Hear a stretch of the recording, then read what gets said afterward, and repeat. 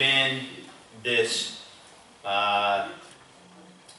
this idea, this premise that's been passed down from one generation of mechanic to another, where when it comes to systems that use a piston, a fixed bore piston for the metering device, that there was kind of like a slush fund there, if you will, where if you were to go 2 or 3 tenths over on the bore size, that it really wasn't going to cost you an awful lot at the end of the day.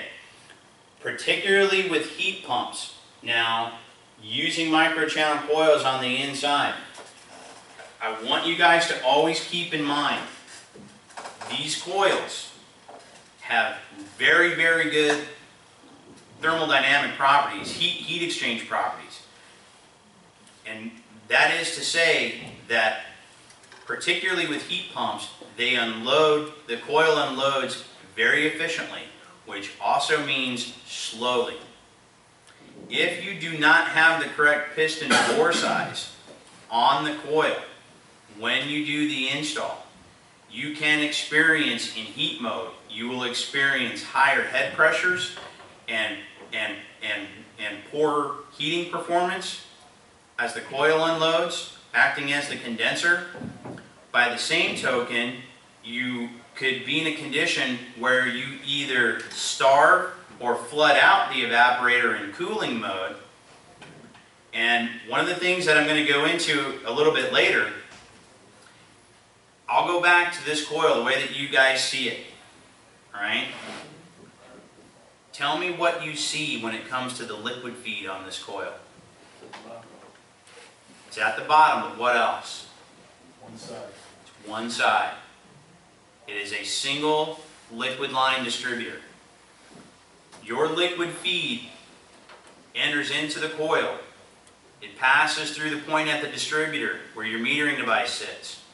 We then travel through the distributor into, we travel through the, through the single liquid line distributor, and we travel down into the liquid header tube. From there, that liquid header tube becomes completely saturated, and then this coil begins to load or fill, if you will, just like a glass of water.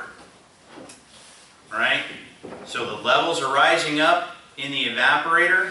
We reach the apex, and it then cascades down the opposite side, where it's going to saturate and get picked up by the suction header tube and return back outside.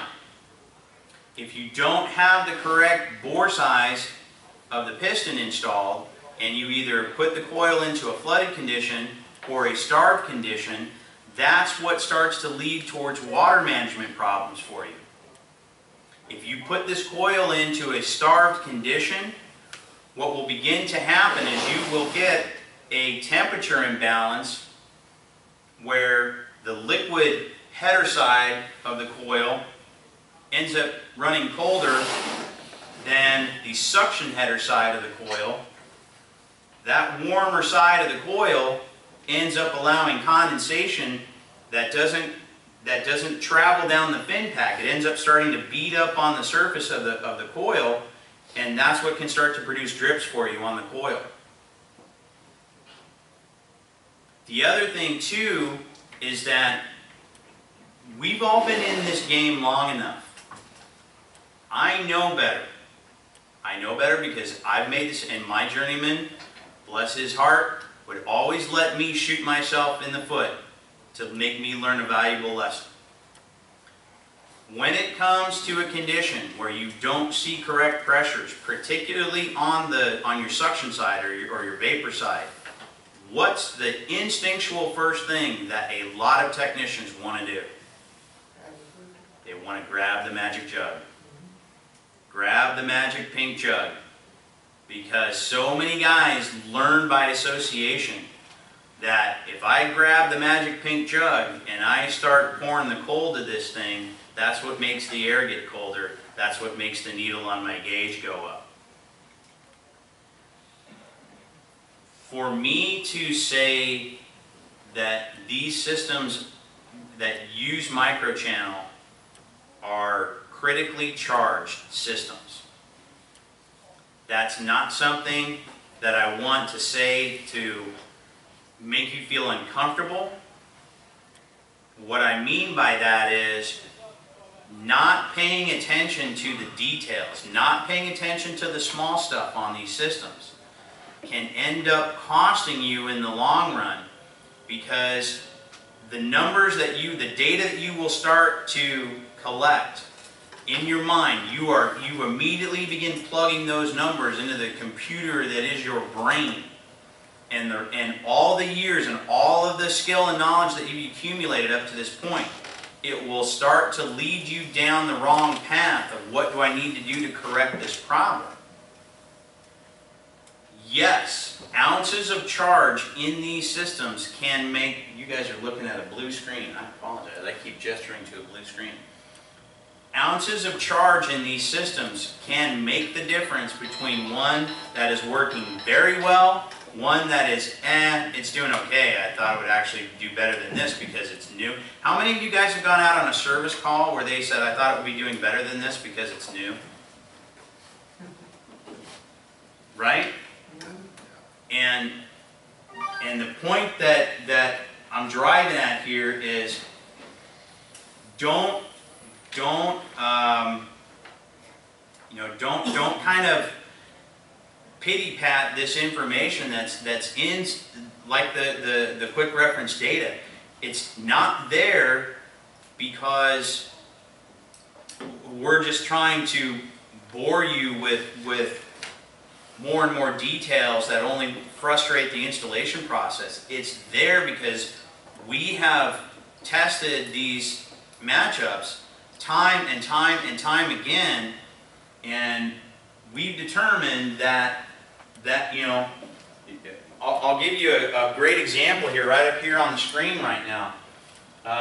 Here's a matchup on this 1.5 ton heat pump to this 1.5 ton wall-hung air handler. That 1.5 ton wall-hung air handler came with a 56 piston in it.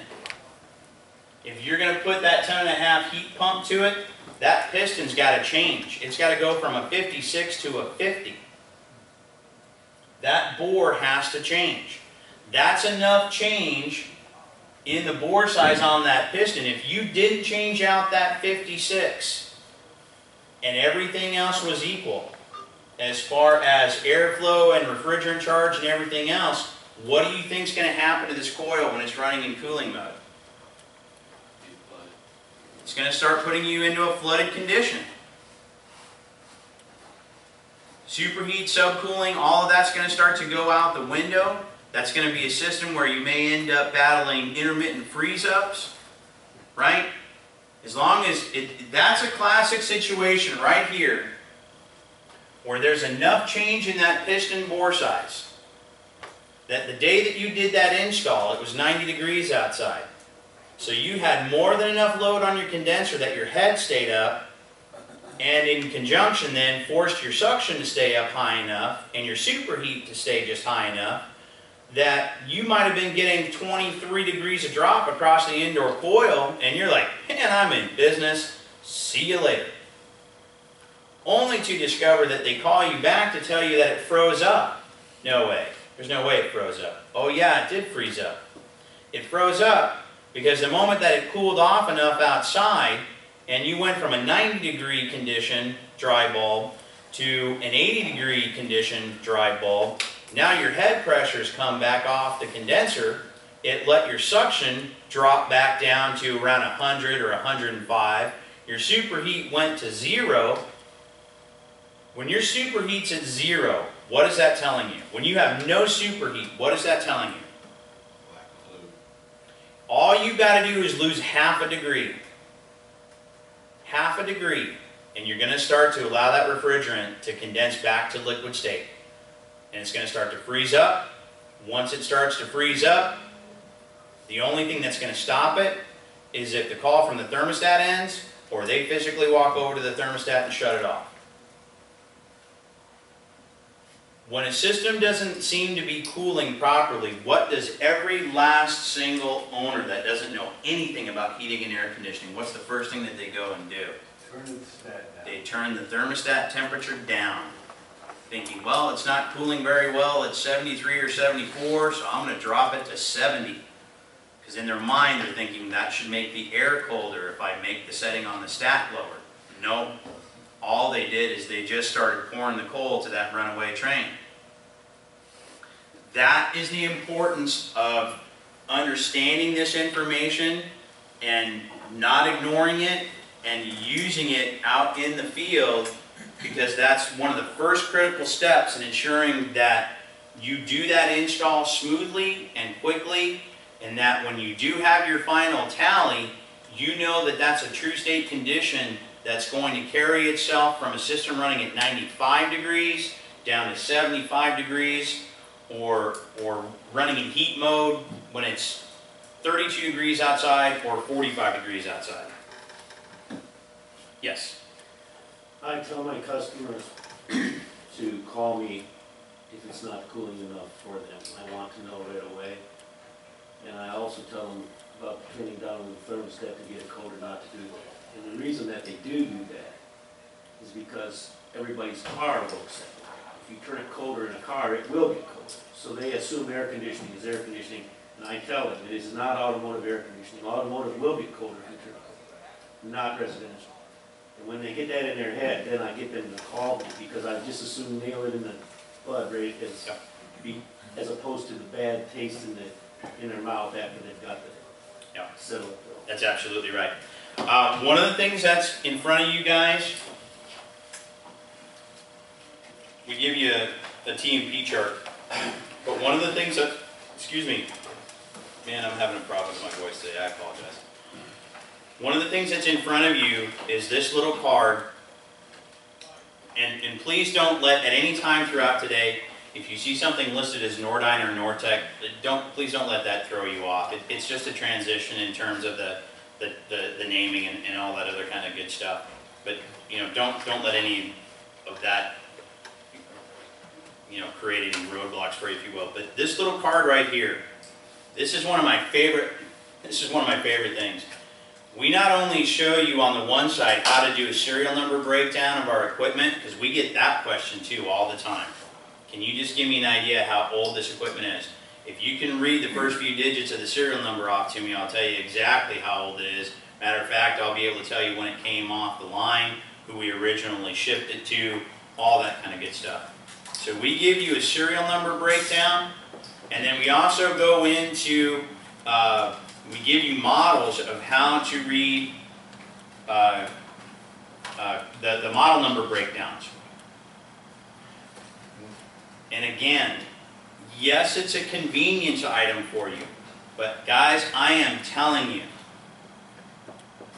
there is nothing that will increase the pucker factor for the poor soul that's on the other side of the counter at 2J Supply in Dayton or Columbus or Lexington or wherever. There is nothing that will make him feel exasperated faster than if he asks you for model and serial number information and all you tell him is it's a 3-ton heat pump.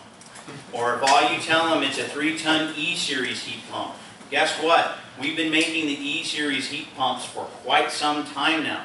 You might be looking at an ET4 BD024K. You might be looking at a KA. You might be looking at an air conditioner that's a KB. That means that it's got that microchannel condenser coil on it outside. You might be looking at a 5 Series K. That model number is significant to them for many, many reasons. Not just in parts, but in terms of what they know about that system setup, that system pairing, if you will, right? They do their homework, I promise you that. If you walk in and you say, hey, I've got a FT4 BG024K, all right? And by chance, do you know what it's paired up with inside? Yeah, it's like I think a B3BM. What? Stop. You have a 20-SEER heat pump that's been paired up to an old B3 air handler with a PSC motor in it. Yeah, that isn't gonna fly. So instead of going through this whole rigorous process of trying to determine what's going on with something, model and serial number information for the person that's asking that question, it is important, it is vital to them. And these types of things can help you kind of learn how to break that information down. Hey Dana. Yeah. Why wouldn't you just use a TXV program as opposed to the fixed piston? Good question. So, you would strike me, by having asked that question, you would strike me as somebody that is proficient and comfortable with the application and use of TXVs in heating and air conditioning systems. Can't stand TXV. You can't stand TXVs? Oh, okay. Well, I apologize then. I was incorrect in making that assumption. The reason why we don't across the board go to a TXV program is because we have discovered that by and large, most of the mechanics, the contractors, the dealerships out there in the world still to this day struggle with understanding the significance of what a TXV does, what it can and cannot do, troubleshooting equipment that has a TXV installed on it, the additional steps, the physical additional labor that is required to install TXVs. There's a huge contingency, or there's a very, very large generation of mechanics that are in their late 30s or in their 40s, and they came into the industry right towards the tail end of like 10 and 12 SEER R22 systems that ran reset compressors.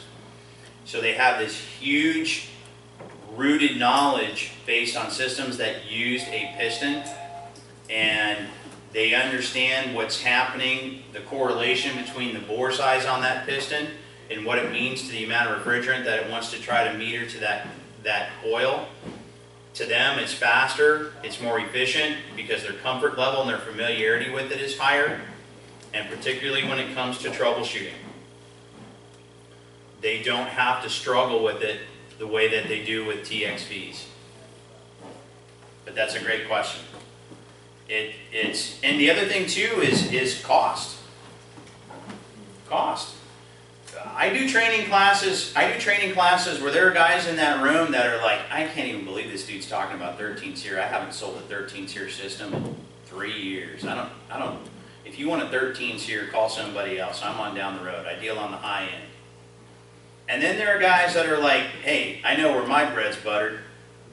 I'm not going to sell multi-stage 16 or 20 SEER equipment where my customer base, this is who I sell to. I sell 13 SEER heat pumps, or I sell 13 SEER ACs. I sell more basic single stage stuff, right?